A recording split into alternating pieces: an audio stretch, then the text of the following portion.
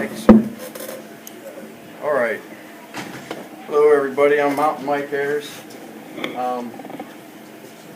the mountains, Virginia. Of course, you can read the story. I was born in El Paso. Originally from Virginia, though. My parents were a bit of a military brat. Never met my real father. So, suffer from ADHD, which is the only reason I'm fast. I'll just say that right now. Basically, I had a sawmill. My uncle asked me to carve a bear one day, and I've never looked back. I've always drawn and stuff like that. Never intended to set out to be a speed carver. Kind of just became natural, just doing it. Didn't work 15-hour days, come home after work, have an hour of time to carve, so I'd set a goal and say, hey, I'm getting 2 carvings done tonight. And then it got 3 carvings, then it was 4 carvings, then it was 10 carvings. You know? Alright. And then I've competed in a couple competitions in speed carving. What's your son's name? My son's name is Steele. I have Scottish descent. Scottish, Puerto Rican, Irish, and Cherokee Indian. But the Scottish descent Steele is spelled that way.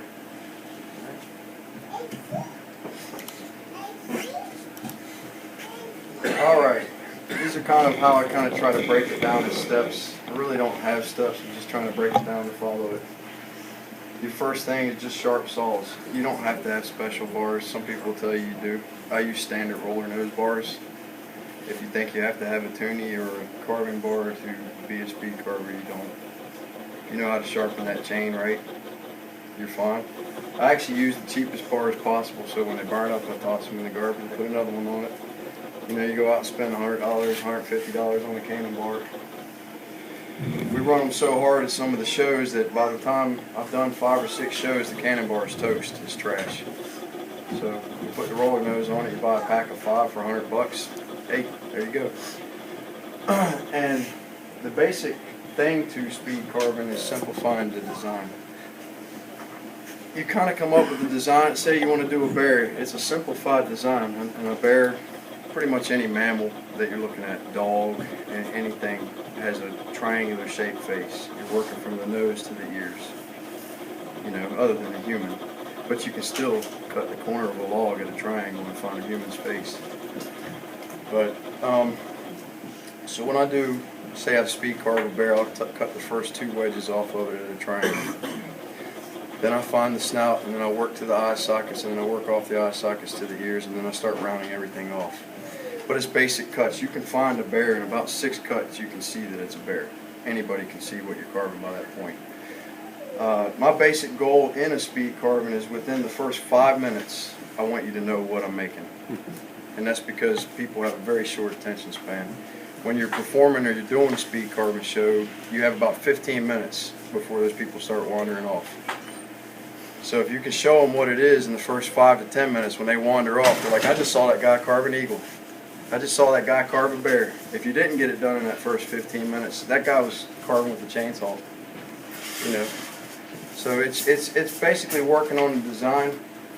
I've never really had a set of designs. When I would do a speed carve, it would be something different every single time I would do it.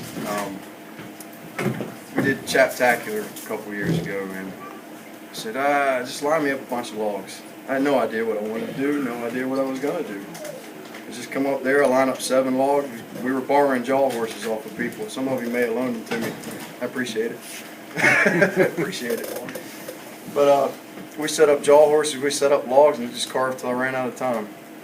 Luckily, some carvers were a little bit slower in the speed carve, so we got an extra bit of time. But I finished, completely finished, sanded, detailed, 7 carvings, ready to go. I mean, that was the first speed carving. When they started, they put me in the back. Then they realized, holy crap, this guy just carved 7 carvings. You need to be up front next to the bleachers. So it kind of took off after that with more speed carving, started doing more competitions and stuff. But I got a lucky break, and I call it a lucky break because a few carvers backed out of it, and that's how I got invited.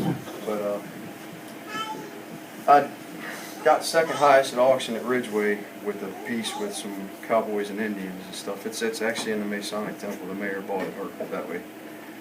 But he bought the old registration building that we used to register for Ridgeway, and it's got two of my pieces. It's got last year's piece, which was first highest at auction as a single Carver. They had a team that made them. But you go up there and look at it, and it did a bunch of miniatures. It's the only time I force myself to slow down. I come to Ridgeway, I got all you impressive Carvers here, and it's like I got to slow down, or otherwise I can't hang. You know, you're not putting out a speed Carver and put that in the auction. It's kind of tough. So, but yeah, I got a lucky break. Bob King was looking for some people for the American Speed Carving team, and I nominated a couple other people when I heard about it. I said, "Oh, you should send Chris Lance, or you should send this person." And I kind of nominated some other people, never mentioned myself. I missed a phone call. I looked through, and here's Bob King on my voicemail saying, "Hey, you want to come to Germany?" Yeah, I want to go to Germany really bad. So I ended up going, which was one of the best experiences of my life. I met some of the greatest people in the world. I met Robbie Bass. I met Matt here. Matt was a rookie carver, barely carving at all. Come and watch me in a speed carver. Now you got to see this guy go. He can rip it. He's getting there. He's getting there. Won't it? We have an inside joke. I'm teaching those guys some southern dialect here. Appreciate it. Okay, so when you get into a speed carve, kind of set a goal for yourself, but whatever log you pick, try to carve something to the size of that log. You know, you'll go to some speed carver, somebody carve a little itty bitty owl on a big log. Carve a big owl. Make it simplified, but you want form. It's all about good form. You're trying to get that shape, that lean. You know, every animal, it's like Robbie was talking about with his, where you're trying to create a motion, make something move, make it walking. You know. And once you figure out your design and the size of the log, and you got a design that'll fit that, and just let the art flow. Flip through a couple slides here. Sharpening your saw. Some people use a guided file. I've met quite a few people that really prefer those files. I don't like it. I hand file. I drop my rakers down. Some people sharpen them. I sharpen them with some of the bigger saws. Robbie didn't like that. He didn't like that at all. It's not good for hardwood. If you got a sharpened raker and you're putting that thing into a good piece of hard oak, it's going to teach you a lesson. So I drop my rakers down. If I'm carving hardwoods in the speed carve, I don't drop the rakers so much. You don't want it can bog some of the saws out. All right. Yeah, seriously sharpen up. My buddy Josh liked to put that in there for me. Seriously sharpen your saws. If that thing doesn't cut you when you rub your hand across it, it's not sharp. And Dayton will tell you, when you see a shadow, when you're filing, you see a shadow between the file and the tooth, it's not sharp yet.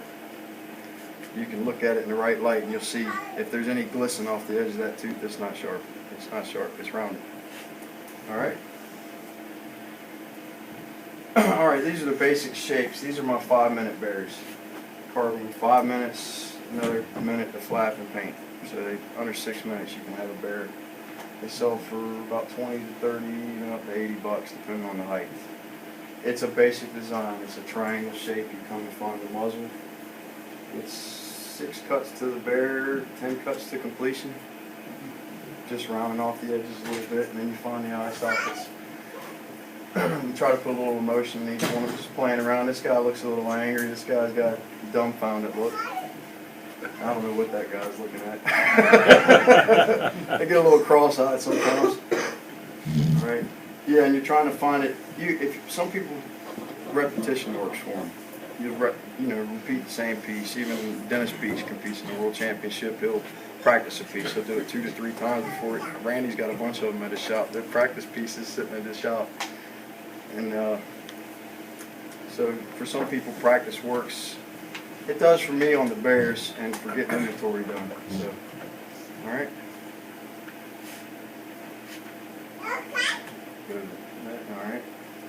Plan of carving that fits. All right. These were done, I think, in 30 minutes for both of them. It's basically one log. So block out both sides, cut it in half, and then put the details into it. That's Polonia, which is one of my favorite woods. How many of you got to carve that before? It's kind of related to catalpa. It grows with a hole in it, doesn't crack. It's real lightweight. It's really nice to work with. So if you ever get to work with it, it's great. It's also known as coffee wood. So it used to be a really high dollar oriental wood that they would actually ship it back overseas to make shoes and stuff out of it. What's it called? Polonia? Polonia. How you Grows spell- with these big heart-shaped leaves. How you He gets spell his it? little Pac-Man seat. Don't ask me that, It gets man. big purple Did you realize my flower name's comes Mountain on Mike? it in It's the not because I spring. spelled. Spell check. There it is. But yeah, in Asia they actually have a tradition with it. When a daughter is born, they plant a seed. And when the daughter gets engaged, they cut it down and make a bureau or a carved chest for her and give it to her on her wedding day. I think that's pretty neat.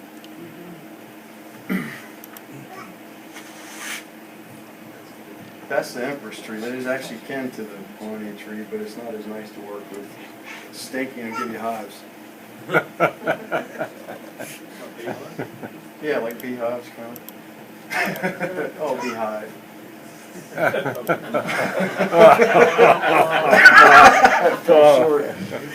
All right, yeah. I mean, these were kind of oblong. They were kind of odd shapes. So that's why I kind of put my hand out and played with it. So, but yeah, it reiterates the fact that it's the log size. The log's 10 inches. Make the head 10 inches. The point of the ears out to it. Unless you're in Germany, they make you strip the sapwood and the bark off of it before you start the speed carve. All right. Good. Set a goal every day. Put your headphones on and just go. This is what I did before lunchtime. And you have good help. People to move logs. I have Patrick Cliffy that works with me. We call him Cliffy. He moves logs. He cleans lots. He even flap sands in the days I've got so many pieces out there. He's over there flap sanding and stuff, you know. It does help. The team is good. It's nice to work in numbers. Always be safe. I say that while I stand up here barefoot. This is how I carve. In the summertime, I carve this way. I'm a very naturalistic person. I feel like I need to be grounded, and that connection to the earth and stuff actually makes me feel like I carve better. It's a weird thing, but it's, you know, everybody's got something. So, but yeah, if I feel the dirt and sawdust between my toes, I feel better. Now, yes, I do get splinters in my feet every once in a while. I have stepped on chunks, but it's fun. All right, and music. Music's very important. When I first started carving, I never listened to music. And I started finding stuff, and I would listen to different genres of music, and it would actually influence your carving. There's a direct connection in your brain to music. And he's a horrible singer. And I do sing loud and dance. I do dance. I dance a lot. All right, I'm good. All right, this is slower carving, and this is still a speed carving. That cowboy was done in 2 hours. Sand it flat, toned with the airbrush, everything done in about 2 hours. That you saw it at the shop. About 5.5 feet. About 5.5, almost 6 foot tall. I mean, you got a base, and then I made the base look like planks. That's actually a relief cut worked into the planks to kind of hide it. This popcorn Sutton was, well, he was completely carved in a day. And I let him dry for 2 months, and then came back sanding him and toning. He's in a restaurant in Hendersonville, North Carolina. Next to one of his original stills, if you don't know, Popcorn Sutton is a famous moonshiner from Maggie Valley, which is where my shop's at.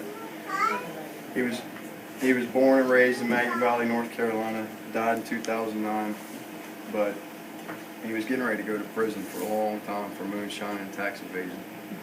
But some people don't like him. I actually think he was a hell of a guy. He had a lot of philosophies in life that I really liked. You know, Philosophies. they were honorary, but they were true. I mean, he had some really good, straight-to-it points. So. But that kind of shows you the difference. You can see the level of detail put into both. You can find a simplified design. Like, I mean, you can even see the chaps on the cowboy and stuff, but it's really quick, and if you start analyzing, there's not as much detail as it looks. You know, a lot of carving and stuff and speed carving is shadowed. You can make the light play tricks on the eye, you know. 300 feet, what is it, 300 feet, 30 feet, 3 feet. It looks good from those distances, and you can do that with just shadow. So, but it shows you the level. There's, popcorn's probably about 95% chainsaw still. A little bit of sanding and an eye tool. Those are my main go-tos. It's chainsaw and eye tool, and then a flap sander. Don't do a lot of disc grinding and all that mess. All right. Pass that.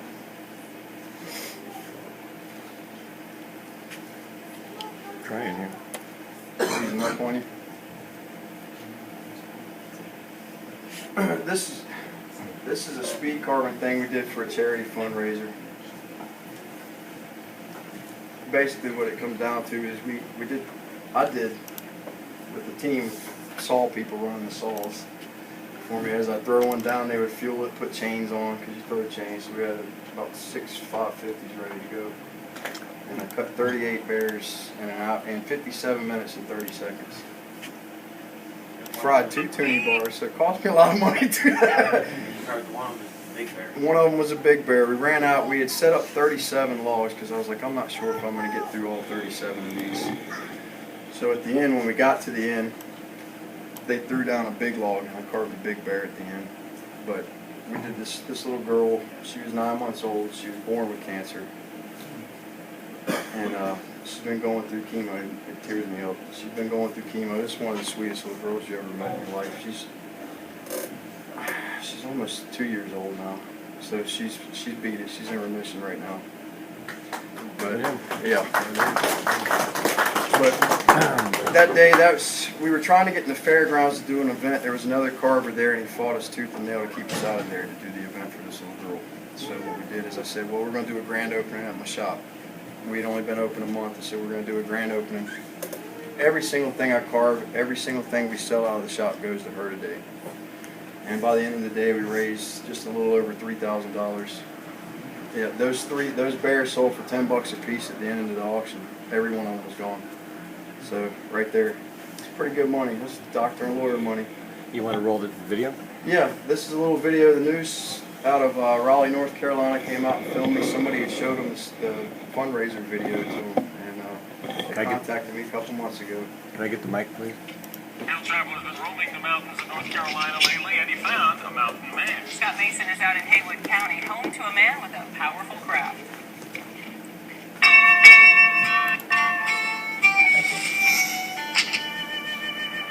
There's a man here in Maggie Valley with a big talent, very big. Only the sky is the limit. Bring it on. Make it growl. I've only been carving 6 years. And look what he's carved. The man has an eye for wood. You're starting to see stuff in the wood that you didn't even know was there. There's going to be a bear in there. Mother laying with her 2 cubs. The sawdust flies, and so does the imagination. That's Mike, his shop in Maggie Valley. We make dreams here. Mike makes animals here, people too, and makes people wonder, how can he carve something so elaborate so fast? My goal is to make 50 bears in an hour, and once we do that, we'll have the record. Mike broke a world record unofficially when he carved 38 bears. 38 and was still going strong. 57 minutes and 30 seconds. I ran out of logs. What happened? So what's going to happen to this log? I'm going to make a perched eagle. In 25 minutes. Mike is mountain Mike, and he's serious about carving. How many competitions have you won? I lost count. It's capturing motion, it's capturing sensory organs. The most important thing about carving is sensory organs and movement. I always try to make it look like my carvings are walking, not just sitting there. He is cutting, trimming, shaping, and the eagle is emerging. It's become kind of an addiction where I set a goal every day, and every day I'm going to achieve it before I go home, no matter what. The goal he set back when he was carving all those bears, well, the goal wasn't really the bears at all. There's a little girl in town with cancer. She's probably 9 months old. So we raised almost $3,000 that day for this little girl, and she's now in remission. It's a precious story, an admirable demonstration. Not too bad. It's not my best eagle, but it's not a bad eagle. Not bad for 25 minutes work. Mountain Mike in Maggie Valley, who has found in the wood what he's always loved. Will your goal ever be to take a rest? I'll take 2 days off a week. Family's important.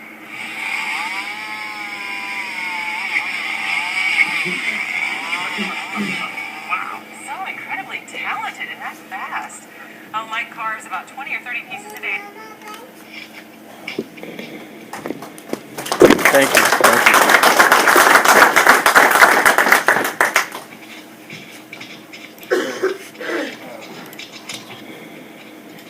I'm not very technology oriented. I'm good at marketing, but not anything else.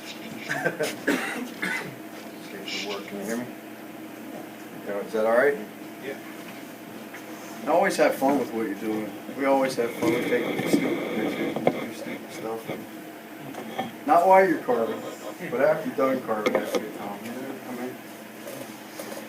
what I mean? Now we're kind of transitioning into going from part-time to full-time. For 13 years, I worked in my dad's cabinet shop. I was a Marine. Been through all kinds of crap in the Marine Corps. They almost killed me a couple times. But I come back, and when I got back, I went to work renovating hotels down in Wilmington, North Carolina. Met my wife. Wasn't happy renovating hotels because I wasn't making money. Just wasn't happy, basically. So then I went back to cabinets, and then at first I was building stuff with my hands. Like, oh, I'm doing something, I'm doing this, and then I started building the same sink base. The same, you know, cabinets over and over again. How many times can you do it? It's just like, I just can't take this anymore. I can't do it. So I started carving part-time. Bought some land in the mountains of Virginia with my uncle. He rolled me a log, I just carved a bear, and then it's just like it got in my blood and I couldn't stop. And I would just be at work thinking about carving, just all day long. I'm not thinking about cabinets, I'm checking Facebook, I'm at work. I know my dad was getting sick of it, you know.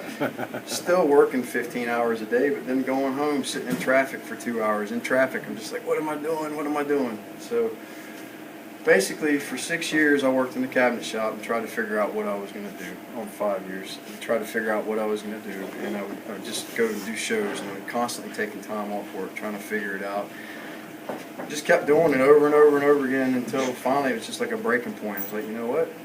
I'm getting older, not getting any younger. This isn't going to change. I got to just do it. So January of last year, went in, gave my dad 2 months notice. I said, you got 2 months to find somebody because it's a hard job to train for. I'm a Korean fabricator. I've also been building cabinets since I was about 6 years old. He had me in the shop sweeping the floor, so I've been around it forever. So first month, they didn't even try to find anybody. They didn't believe it was going to happen. I kept telling them, this is happening. This is going to happen. So basically, after about 2 months, February come along, I started transitioning out of it, started going part-time at the cabinet shop, going full-time to this, and we put the house on the market in Smithfield, which I still have, by the way, but I basically gave up my entire life I had, and we moved to Maggie Valley, North Carolina, which is where my wife's from. And started working with another carver. Things didn't work out great, so I went and opened my own shop. I found this great old sawmill that had been sitting empty for 6 years, just sitting there empty. Guy's like, oh, it's $2,500 a month. Freak out at first, like this isn't going to happen. And then I just said, I'm doing it. And I haven't looked back. We're paying the mortgage in Smithfield, the land, you know, it is a possibility to make a living as a full-time carver. It is. It's treating it like a job. Key. Treat it like a job. It's fun. You're living a dream, but treat it like a job. Schedule. Discipline. Get up early. Get in there early. Whether you're carving or not, you're there. You're preparing, sharpening saws, coming up with designs, researching, marketing. You know, it's building a brand. The name Mountain Mike was a nickname given to me by my uncle. My parents' cabinet shop was on the coast. I hate the coast. Hate it. I hate the beach. I'm not a beach guy. It's not Beach Mike. It's not Flatland Mike like Tim Clark likes to mess with me and Dayton over there giggling at me. They found out my dad's cabinet shop was at the beach at the coast of Virginia. Like, oh, you're Flatland Mike. You're not Mountain Mike. It's like, no, but I spend every waking second I can in the mountains. I would drive after work and spend my entire weekend in the mountains every time I could. My grandfather was born in the oldest farmhouse in Buchanan, Virginia, which is about 3,500 feet on the mountain. So I spent every waking hour I could carving or driving. And basically the nickname, they call me Mountain Man Mike at first, but I dropped the man, it sounded better as Mountain Mike, and then kind of built a brand off of it.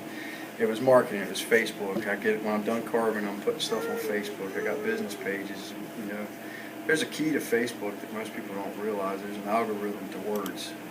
Everybody was watching that giraffe, right? You see everybody waiting for the baby giraffe to be born for weeks. The keyword giraffe, you would put that in your post, even if you didn't have a giraffe in it, if you just put it in your post, it'd spread out to more friends. There's an algorithm to it. Keywords and trending things tend to cycle more through Facebook, so just figuring out little stuff like that. I am a mountain man, but I'm not as dumb as I look. Especially right there, look at me. A lot about me with my business is I love doing charity work. I get overwhelmed with it sometimes. My first year of business, even as a part-time carver, I did $17,000 worth of charity work. It almost broke me. Because what happens, I have a hard time saying no, and people will keep coming. Hey, can I get a piece? They think it's free. You know, it's like my family lives off this. And then I started thinking about it. Best way to do charities and still survive and be able to continue to do it is do 50-50 raffles with them up to the value of the carving. Showing them that you're not trying to make a profit off of your carving. You're just trying to cover your costs. It's a win-win. I mean, if they lose, you lose. But you're not taking a big, huge risk, and they're going to push it more because they want it more.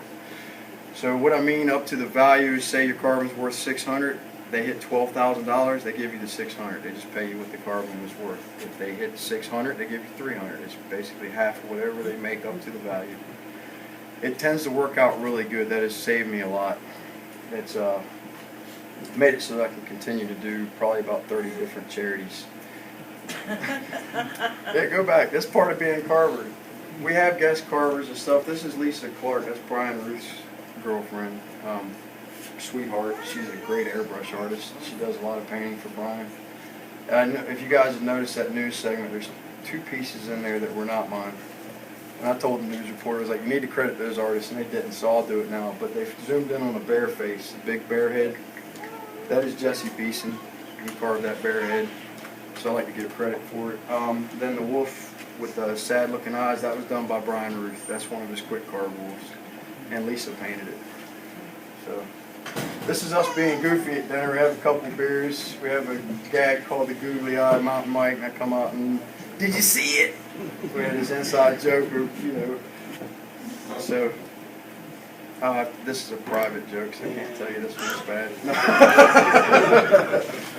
But part of chainsaw carving's having fun, man. Hang out with people, have fun. Don't be so tucked away. This is from last year. I carved every spare second I had. Basically built the business from part-time to full-time to where I can make a living off of it. When I first started, I would do craft shows. I would pay to get in these craft shows. Do 10%, or we say, oh, it's a flat fee. Now I get paid to do shows. I will not pay to do a show. Your entertainment, they're using you as a draw. Do not pay them to get in there. You know, if you're getting a theme park or something in it, and you know that sales are going to be off the wall crazy, then maybe. But if you're doing fairs and stuff, do not do it for free. You're only screwing yourself. Once a fair gets a free carver, they will not pay for a carver again.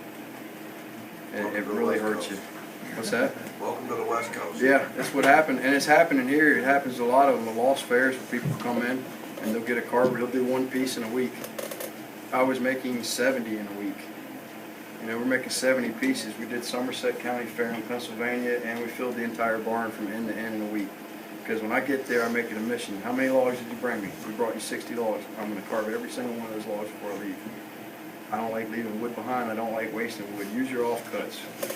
Robbie showed you that design. Get people to pay you to take your garbage. Don't pay to get rid of your garbage. Get somebody to pay you to take it. Carve an owl face on it. Carve a bear head on it. Carve an eagle head on it. Carve simplified designs. Throw a little airbrush, a little paint, and something that makes it pretty. Sell it for $10, $20. You know, now you're getting paid to take your scraps. It's all part of it. Don't waste. All right. Yeah. Who are we? When you start your business, what kind of brand are you? Who are you as a person? Use that. Use that to your advantage. You're selling yourself as much as you're selling your carvings. You are. Personality has a lot to do with it. If you are a jerk or you treat people like crap, word will get out and it will come back to you. And there's a few people out there that do it. The majority of carvers I meet are great. They are. We're an awesome family. I mean, how many businesses do you see that share tips? Yeah. I couldn't have walked to another cabinet shop and been like, hey, how do you make this sink base that way? You know, what stain color? They don't can tell you that. They're like, get out. What are you doing? You know? But in the carving world, we share. Look what we're doing right now.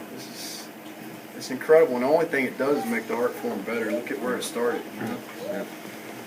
So, and I've never met many carvers that wouldn't share. Most people are pretty willing to share secrets. I'll tell you anything. I mean, it doesn't matter to me. I don't care. It's going to make you better, and I like being a part of somebody's history instead of being the jerk that told them to go away.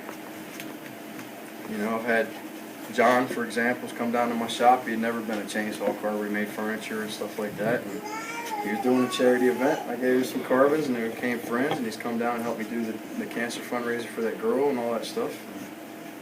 Now he's up here at Ridgeway learning how to carve. He's crazy. He tries to do something hard every time he gets it. He got a speed carve and tried to carve Smokey the Bear, and the speed carve never carved a bear before in his life. Ambitious. He's ambitious, and that's the spirit, man. I mean, go out there and try it. Who cares? The worst you're gonna do is fail. Just Pretty firewood. do it again. Doesn't matter. I've failed. I've been beat. It doesn't matter. It doesn't matter. Keep going. Keep working. Getting beat makes you stronger. It does. Eventually you'll come out on top, you know. Yeah, what are you known for? People know me as a hard worker. I have work ethic. If you know me, you know I'm punctual. I hate being late. I'm always early, so most of the time I'm standing around like, where's everybody at? I'm there an hour early. My shop doesn't open till 9 to the public, but I'm there at 6.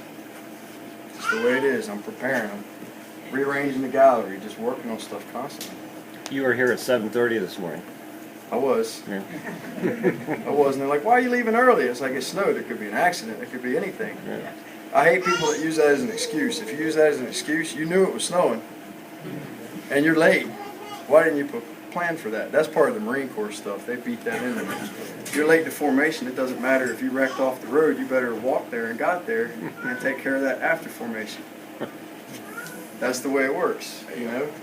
If you're in a war environment or a setting like that, you can't make excuses. You're dead if you make excuses. So I treat life like that a little bit, and you know, I'm strict, but I'm fair, and I love everybody. I do until you cross me, then I don't like it. But I'll still be cordial to you. It's fine, you know. No reason to hold grudges. What is your target audience? You know, who are you carving for? In a tourist town, it's mostly people in 30 or older doing the vacations and stuff, and you're trying to appeal to them. Those are the people that have a little bit more expendable income, you know, that are more willing, because what we do is it's not a necessity. Nobody needs anything we're making. They don't need it, but they want it. So it's kind of, Jordan Anderson says it. He says it's a luxury. How much luxury do you want? Do you want a wood grain dash with the big speakers? You know, that's basically what you compare it to.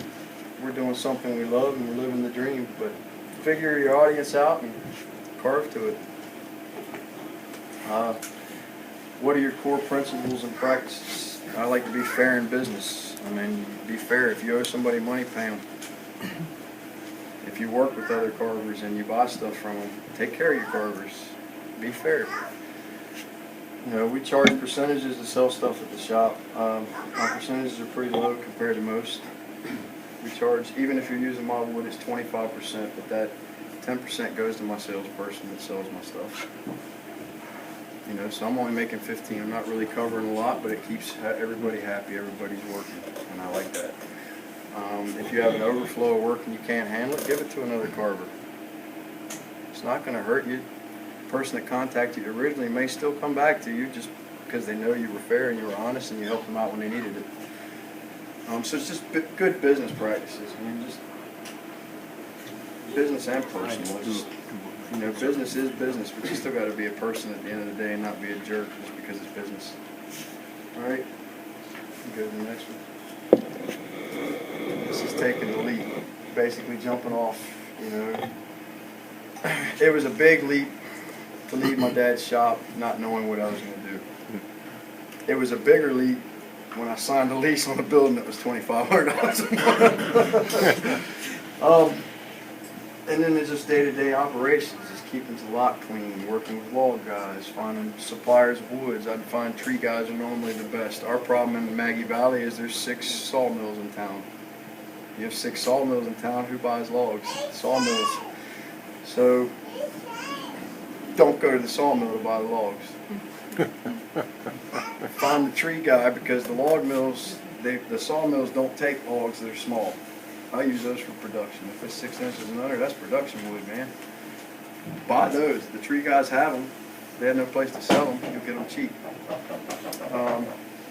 They have a lot of butts and stuff at the sawmill that you can get rid of, but catch the tree guys before they bring them to the mill. Finding a good location. You need a place that has constant traffic. We have a casino up the road and a ski resort. The ski resort's been closed this year, which has been terrible, but we still did okay. Not only do you need brick and mortar, depend on internet sales. Internet, where it's at. There's a lot of people that don't go out to stores anymore. They'll walk in to look around so they can see it in person, but they'll buy online. Online marketing is good. But You do that on your website? yeah, we sell stuff on the website, but I'll tell you what, about 50% of the sales is through Facebook and social media and Instagram. Like I told you before, it's keywords and phrases. But this is a friend of mine. I made friends with a really good networking guy. But he built the website off of a formatted one already. It's only been up, like officially running with the new stuff on it, like maybe a month and a half, 2 months. It's got 3,033. Most of those people have bought stuff off of it. So we offer everything from custom orders, which this one needs to be adjusted now that you brought it up. We put custom orders, but it has a shopping cart, so guess what somebody did? I went up there, clicked on popcorn, paid for it, didn't tell us they wanted popcorn. I get $1,700 deposit in the account, I have no idea what it is. It took me 2 weeks to get in touch with them, so that's a bug we found in the website that we didn't know existed there, so we figured that out. But this is pretty much, actually that's got Tim Fox Gator up there, right there. So we do sell other Carver stuff too.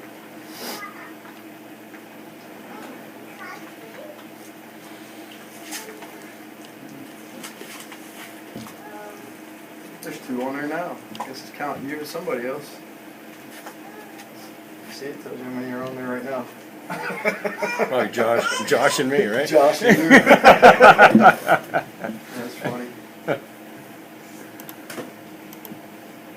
Does anybody have questions on just going to full time, or anybody on the fence right now debating to go full time? I see a couple people be shaking their heads as I'm talking about some of the business, but what's your fear? Health insurance? Yeah. Health savings account. Put the money in the bank. How often do you go to the doctor? Put it in savings account. Put it in high interest, something that earns interest on it pretty good. Put it in there. I don't have health insurance either. I have a pretty good savings account in case I have to go. Most of the time if you pay cash, the doctor's cheaper anyway. They double bill the insurance company. It's ridiculous. Getting on a side note. So that's it? That's all that's keeping you? Alright. I'm gonna do it though. Do it. No reason you can't. No reason you can't. I did. I mean, I have a family, I have kids, and no issues taking care of any of it. Like I said, it's a lot of hard work. You're married to the business, but hey, it's worth it. Only those willing to fail bravely will ever succeed greatly. You're right, right. Is Lucas still in here? Did he leave? He has a saying, good is the enemy of great. If you think you're good, you'll never be great. Keep going. There's always somebody better than you, no matter how good you get. You'll come out and you're like, man, look at that piece, you know, and I saw popcorn, I put that out, and then you see somebody like Keezy or Dayton or Robbie, and they put something out that's just ridiculous, and you're like, ah.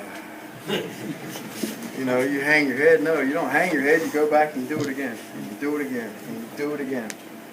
That's it. Just get up, do it again. It's discipline. It's discipline. You have work ethic.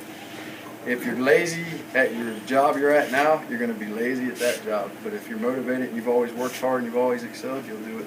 You'll do it. It's fun. It's all in your mind. All right? What else do we have up there? Just thank you for your service to our country as a United States Marine. Oh, man. Hey, I was trying to go to college.